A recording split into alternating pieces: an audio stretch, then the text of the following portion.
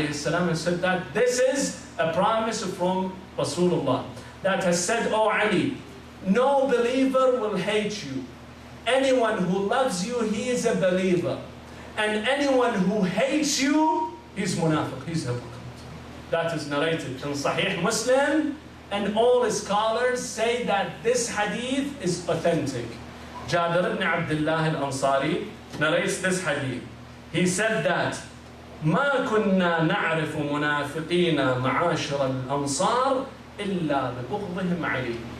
The ayah said that among you, the call goes to the Prophet, that among you, O the Prophet, there are hypocrites.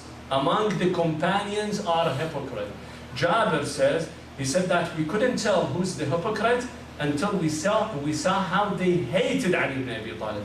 Whoever would hate Ali ibn Abi Talib, according to us, this person is considered to be hypocrite. Why? Because Rasulullah sallallahu alayhi wa sallam. So here Rasulullah has given you an indicator, telling you check the Sahabi. I'm not telling you who's hypocrite, who's not hypocrite. But here you have an indicator. Based on that, we have in the chemistry labs, we have something called litmus test. If you want to check something is acid or base, you grab a piece of paper, you put it in that ink. If it turns to be pink, this is acid. If it turns to be purple, it is base. So Ali ibn Abi Talib became the litmus test for the Sahaba.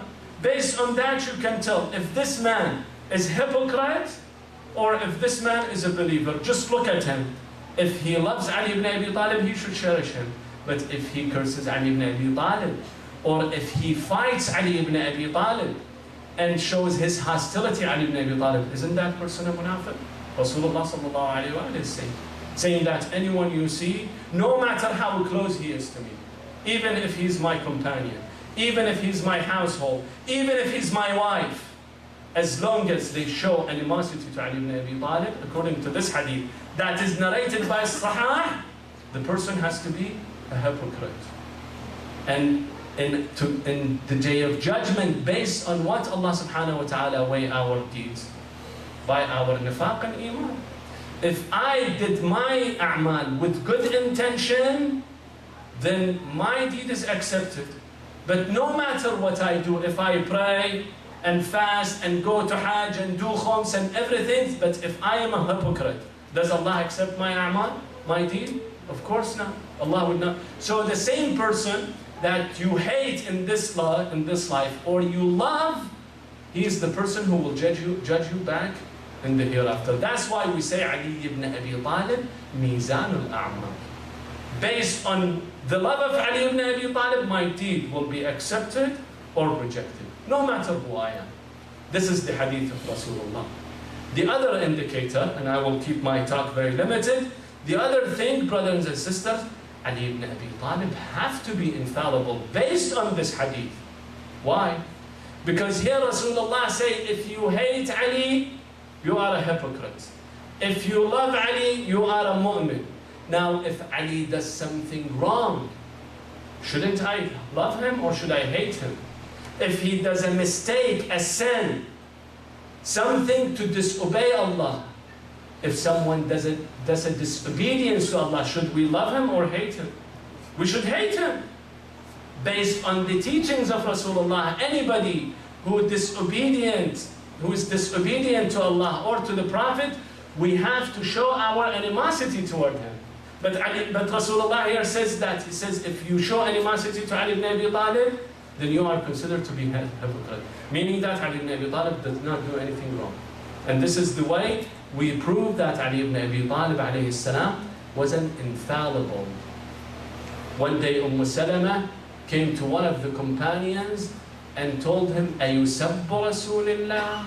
You curse Rasulullah?" He said, "No, astaghfirullah, we never curse Rasulullah." She said, "But I heard that some people curse Ali ibn Abi Talib. Wallah, sami'tu Rasulullah." Salama says, "I have heard Rasulullah says, man sabba aliyan faqad sabbani, wa man sabbani faqad sabba Allah." That's why Ali ibn Abi Talib became the indicator. Why?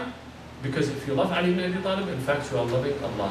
If you hate Ali ibn Abi Talib, you are hating Allah. And the ayah is very clear. It says the ayah, وَالَّذِينَ يُؤْذُونَ اللَّهَ وَرَسُولَهُ أُولَٰئِكَ لَعَنَهُمُ اللَّهُ. Whoever shows his animosity and hatred and harasses Rasulullah and God, Allah will curse him. Be it whoever happened to be, a companion or a household or a wife of the Prophet. As long as they show animosity to Ali ibn Abi Talib, they are considered to be enemies of Rasulullah. Sallu ala Muhammadin wa ali Muhammad.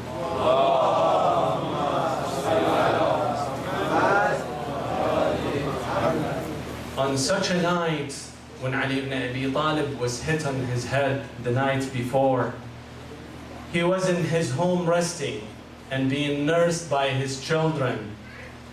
Zainab alayhi salam insisted to bring a doctor for Amir al-Mu'mineen. Amir al-Mu'mineen, Hassan and Hussein, all of them knew what will happen. They knew that it is not up to the doctor. The thing has passed away, all the poison have spread in the body of Ali ibn Abi Talib, dispersed all everywhere, even to his feet. His feet was swollen from the effect of poison. But Zainab came and insisted. So they brought a doctor. This doctor slaughtered the sheep and then took a cord from the lung, a white cord from the lung of the sheep, and brought it to the injured place, to the place that was injured on the head of Ali ibn Abi Talib. He grabs that incision and puts the cord inside. And he pushes it inside, and afterward he takes it out and see the whitish of the brain of Ali ibn Abi Talib on that cord. He tells Amir al-Mu'mineen, Ya Amir al-Mu'mineen, احد عهدا. Write your will. فإن عدو الله وصل ضربته إلى رأسك. This man has hit you and the head has reached your brain. So Ali ibn Abi Talib kept advising, telling Hassan and Hussein, أنت يا حسن مسموم هذه الأمة وأنت يا حسين شهيد هذه الأمة, and kept giving them admonishment and advice until Hassan told him, Ya Amir al-Mu'mineen, I brought Ibn Muljam, the man who has hit you, Aduwallah, he's arrested now. They brought him. Imam alayhi salam looked at him and told him, أبئس الإمام كنت لك يا ابن ملجم. How bad I was to you. What did bad thing you see from me, Ibn Muljam? Wasn't I a good imam to you? He said, أأنت تنقذ من في النار? Do you save the person who is going to go to hell? Imam alayhi salam were telling his companions to be quiet. Many of them were crying, wailing. Imam will tell them, أهل بيتي لا تبكوا. Do not cry. I am entering into paradise. فوالله ما فجئني من الموت عارض كرهته ولا وارد أنكرته وما أنا إلا كوارد طلب أو طالب كوارد طلب أو طالب وجد وما عند الله خير للأبرار. I am not afraid of death. إن ابن أبي طالب لآنس بالموت من الرضيع إلى ثدي أمه.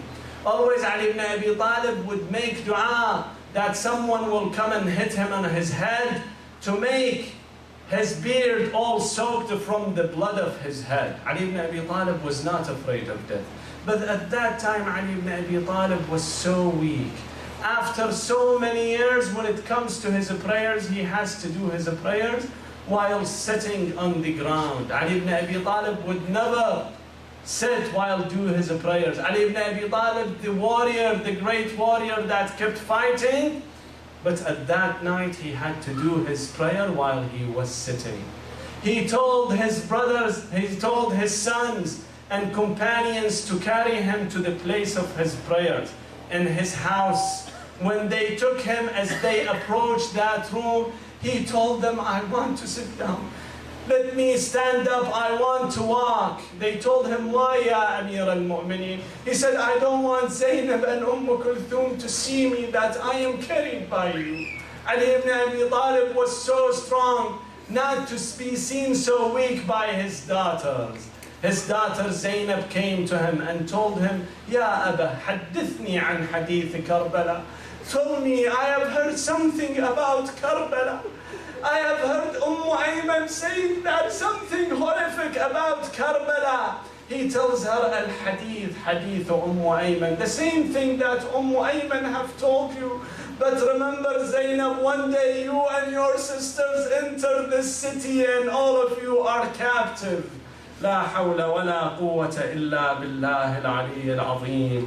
إنا لله وإنا إليه راجعون. وسيعلم الذين ظلموا أي منقلب ينقلبون. نسألك اللهم وندعوك باسمك العظيم الأعظم الأعز الأجل الأكرم، فرج عنا يا الله. اللهم احفظ الإسلام والمسلمين، اللهم انصر الإسلام والمسلمين واخذل الكفر والمنافقين. اللهم اجعلنا من أنصار أمير المؤمنين، اللهم اجعلنا من أنصار الحسين عليه السلام. اللهم ارزقنا زيارتهم في الدنيا وفي الآخرة شفاعتهم. اللهم لا تدع لنا ذنبا إلا غفرته، ولا هما إلا فرجته، ولا غما إلا كشفته، ولا مرضا إلا شافيته، ولا حاجة من حوائج الدنيا إلا قضيتها وسهلتها برحمتك يا أرحم الراحمين. اللهم أدخل على أهل القبور السرور، اللهم أغني كل فقير، اللهم أشبع كل جائع، اللهم اكس كل عريان، اللهم اقض دين كل مدين، اللهم فرج عن كل مكروب، اللهم رد كل غريب، اللهم فك كل أسير، اللهم أصلح كل فاسد من أمور المسلمين، اللهم اشف كل مريض، اللهم سد فقرنا بغناك، اللهم غير سوء حالنا بحسن حالك، اللهم اقض عنا الدين وأغننا من الفقر، إنك على كل شيء قدير. وصلى الله على محمد وآله الطيبين الطاهرين.